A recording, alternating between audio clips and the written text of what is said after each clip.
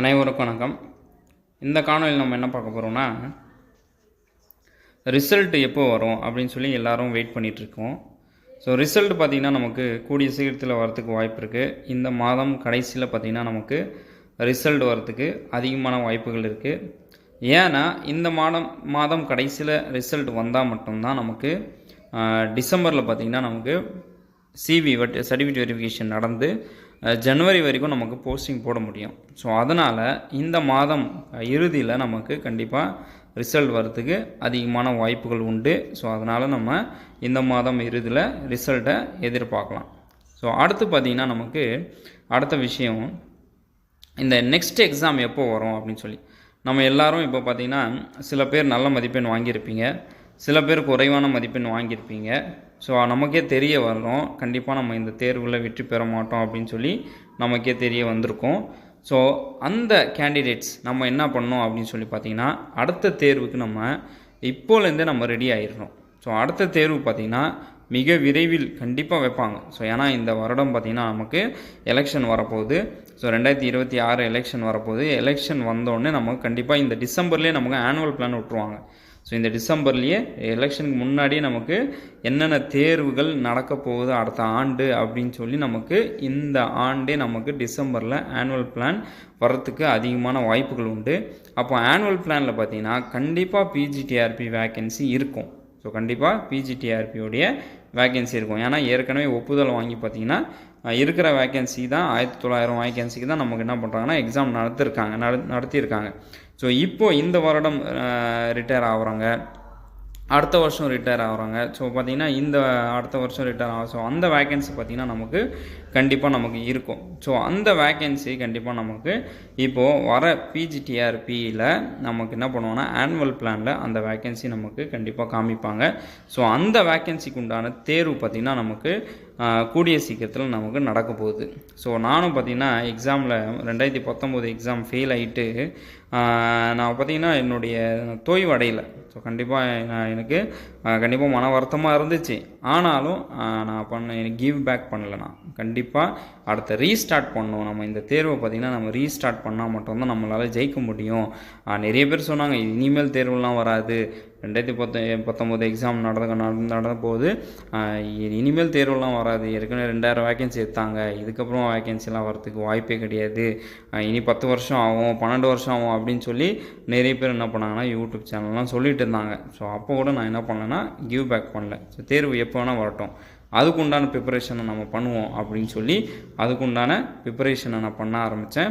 என்னென்ன தவறுகள் நான் தேர்வு நேரத்தில் நான் பண்ணனோ அந்த தவறுகளை நான் அடுத்த தேர்வுக்கு பண்ணக்கூடாது அப்படின்னு சொல்லி அந்த ஒரு மன உறுதியோடு இருந்தேன். ஸோ ஏன்னா அடுத்த தேர்வில் பார்த்திங்கன்னா இந்த தவறுகள் பண்ணக்கூடாது, இந்த தவறுகள் நான் அடுத்த தேர்வில் பண்ணேன்னா கண்டிப்பாக என்னால் அடுத்த தேர்வும் நம்மளால் ஜெயிக்க முடியாது அப்படின்னு சொல்லி சில தவறுகள் படிக்கும் போது, ரிவிஷன் பண்ணும்போது கன்சிஸ்டன்ஸாக படிக்காதது, ஸோ இந்தமாரி சில தவறுகள்லாம் நான் அதிகமாக பண்ணிகிட்டு இருந்தேன். ஸோ இந்த தவறுகள் எழுதி பார்க்காதது, மார்க் டெஸ்ட் எழுதாதது, ஸோ இந்தமாரிலாம் தவறுகள் பார்த்திங்கன்னா அதிகமாக பண்ணிகிட்டு இருந்தேன். ஸோ இந்த தவறுகள்லாம் கண்டிப்பாக அடுத்த தேர்வில் நம்ம பண்ணக்கூடாது.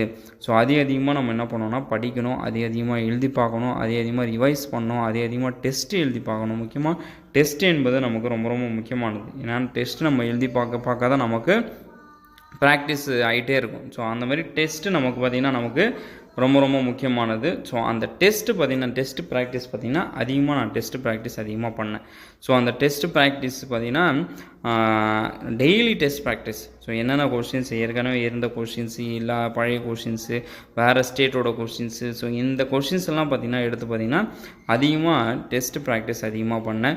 எங்கே நம்மளுடைய தவறு நம்ம எங்கே பண்ணோம் அப்படின்னு சொல்லி அந்த தவறுக்குண்டான தீர்வை நான் என்ன பண்ணேன்னா கண்டுபிடிச்சி அந்த தீர்வை சால்வ் பண்ணி நம்ம இப்போ இன்னும் நல்லா வீரியமாக படிக்க ஆரம்பித்தேன். ஸோ அதனால் யாரெல்லாம் இப்போ இந்த தேர்வில் ஃபெயில் ஆகியிருக்கீங்களோ, யாரெல்லாம் குறைவான மார்க் வாங்கியிருக்கீங்களோ, யாரெல்லாம் பாஸ் ஆகவே முடியாதுன்னு நினைக்கிறீங்களோ கண்டிப்பாக நீங்கள் அடுத்த தேர்வுக்கு ரெடி ஆகிருங்க. ஸோ அடுத்த தேர்வு பிஜிடிஆர்பிக்கு ரெடி ஆகலைன்னா கூட பரவாயில்ல, இன்னும் நிறைய தேர்வுகள் இருக்குது. டீச்சிங் எக்ஸாம் பொறுத்த வரைக்கும் பார்த்திங்கன்னா நமக்கே தெரியாத பார்த்திங்கன்னா இன்னும் நிறைய தேர்வுகள் இருக்குது. சென்ட்ரல் கவர்மெண்ட் பார்த்திங்கன்னா ஏகப்பட்ட வேக்கன்சி நமக்கு காலியாக இருக்கிறது. ஸோ அதில் பார்த்திங்கன்னா அதுலேயும் நம்ம போகிறதுக்கு அதிகமான வாய்ப்புகள் உண்டு. சென்ட்ரல் கவர்மெண்ட் ஸ்கூல்ஸே பார்த்திங்கன்னா தமிழ்நாட்டில் ஏகப்பட்ட ஸ்கூல்ஸ் இருக்குது. ஸோ அந்த ஸ்கூல்ஸ் பார்த்திங்கன்னா நம்ம என்ன பண்ணலாம்னா அந்த ஸ்கூல்ஸ்க்கு உண்டான முயற்சியை பண்ணலாம். சைனிக் ஸ்கூல்ஸ் இருக்குது, ஆர்மி பப்ளிக் ஸ்கூல்ஸ் இருக்குது. ஸோ இந்த மாதிரி கென்ட்ரி வித்யாலயா ஸ்கூல்ஸ் இருக்குது. ஸோ இந்தமாரி ஏகப்பட்ட இந்தியன் ஆயில் ஸ்கூல்ஸ் இருக்குது. ஸோ இந்த மாதிரி ஏகப்பட்ட ஸ்கூல்ஸ் பார்த்திங்கன்னா நிறைய இருக்குது. ஸோ அதுக்குண்டான வேக்கன்சி கூட அதிகமாக வந்துட்டு இருக்குது.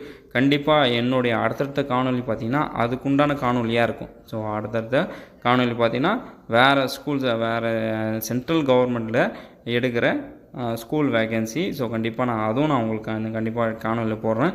அது டைரக்ட் ரிக்வயர்மெண்ட்டாகவும் இருக்கும். சில இது பார்த்திங்கன்னா தேர்வு கூட இருக்கும். இப்போ கென்ட்ரி வித்யாலலாம் நமக்கு தேர்வு தான்.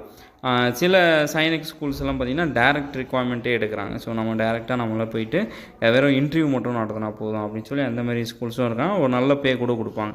ஸோ அந்தமாரி ஸ்கூல்ஸ் கூட நம்ம ரெடி ஆகிட்டே இருந்தோம்னா அடுத்த பிஜிடிஆர்பி நம்ம நல்லபடியாக நம்ம என்ன பண்ணலாம்னா அதிகமான மதிப்பெண் வாங்கி நம்ம ஸ்டேட் கவர்மெண்ட்டில் நம்ம வேலை செய்யலாம். ஸோ அதுக்கு உண்டான முயற்சி செய்யுங்க. யாரும் ஃபெயில் ஆகிட்டேன்னு சொல்லி கவலைப்படாதீங்க. மற்றவங்க பாஸ் ஆகிட்டாங்க அப்படின்னு சொல்லி நீங்கள் பொறாமப்படாதீங்க. மற்றவங்க பாஸ் ஆனால் ஓகே. ஸோ அதை விட நம்ம நல்ல மதிப்பெண் வாங்கி அடுத்த வாட்டி நம்ம பாஸ் பண்ணுவோம் அப்படின்னு சொல்லி நம்ம கண்டிப்பாக அந்த உறுதியோடு நம்ம இருக்கணும்.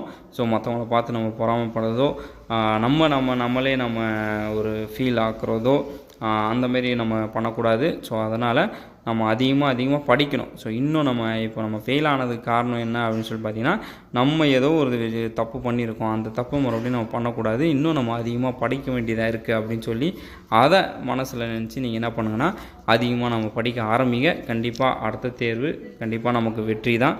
ஸோ அனைவருக்கும் வாழ்த்துக்கள். யாரெல்லாம் வெற்றி பெற்றீங்களோ அனைவரும் வாழ்த்துக்கள். யாரெல்லாம் வெற்றி பெறாமல் குறைவான மார்க் வாங்கியிருக்கீங்களோ ஸோ அடுத்த தேர்வுக்கு நீங்கள் ப்ரிப்பரேஷன் ஆகிருங்க. கண்டிப்பாக அவங்களால ஜெயிக்க முடியும். ஸோ கண்டிப்பாக நீங்கள் என்ன மார்க் வாங்கினீங்க கண்டிப்பாக கமெண்ட்டில் சொல்லுங்கள்.